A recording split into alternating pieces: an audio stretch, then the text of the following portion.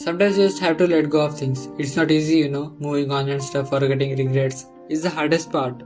Like you have to accept everything and still move forward. But anyhow, we have to go through it. Before going any further, I am Ray welcoming you to the world of cinema. I never would have imagined myself doing something like this. Anohana. It is about an accident that happens. A girl, part of a group of friends, unfortunately dies. And on that very day, everyone did something that caused the ripple effect. The group eventually shatters into pieces, carrying the trauma, regret, grief. The kids are fallen apart, and then 10 years later, she reappears to fulfill her incomplete wish. And she wants everyone to be together. But she doesn't know that all of her friends are now grown-ups. They are no more together. And in some way or other are dealing with her death. But Myanmar doesn't want anyone to be sad. She wants to solve problems. And that's the basic story of Anohana. Everyone has different understanding, everyone has different goals, and they have different experience dealing with the loss.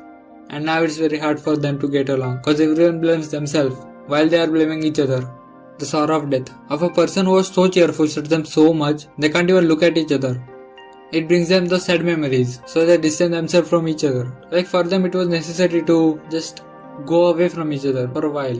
They forgot that they had support of each other, but the loss was so painful. They were just kids. They didn't even knew the concept of that. Everybody seeked closure, except Jintan obviously. He accepted everything, but he was like an unmovable object. Like he was trapped, can't get out. There he wants to. But somehow it's true. If the end is sad, the true happy moments are never remembered as good memories. They become poisoned.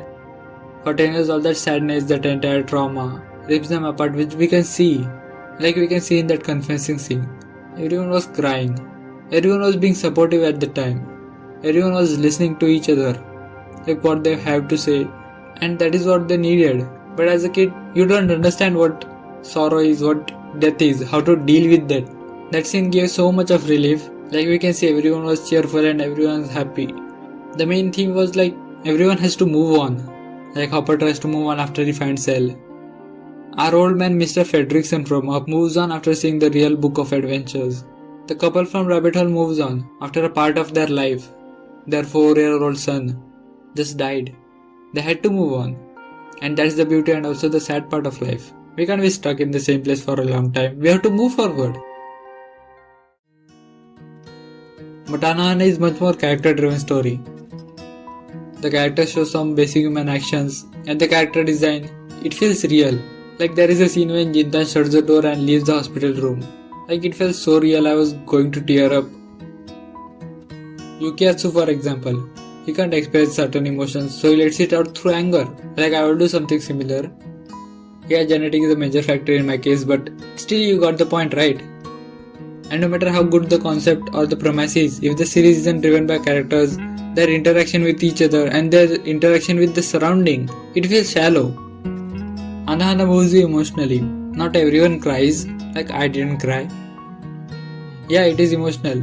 It is emotional because the background score, the music, the character expression, and the timing fits so good. Like the creators were so involved in the craft, they love their craft so much, they forgot the line which separates dramatic aspect and the melodrama. You can say it's well crafted, but you can't say it's perfect. Well, that said, I will see you guys next time. See ya. 2, 3.